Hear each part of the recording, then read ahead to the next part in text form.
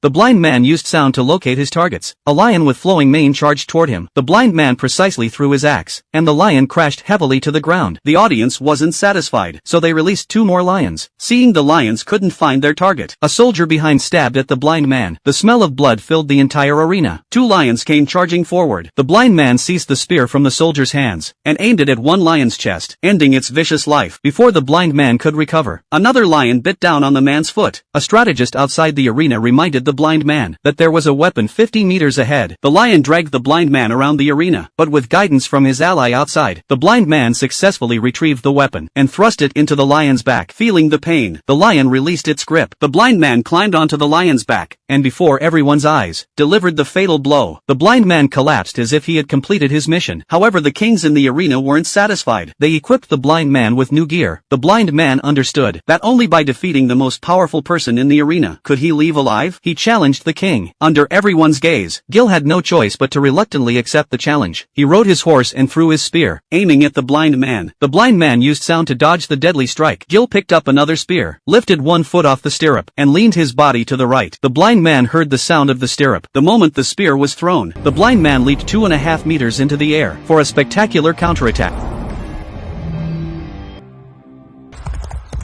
Gil fell to the ground. The blind man's close friend came forward to celebrate, but just as the two embraced tightly,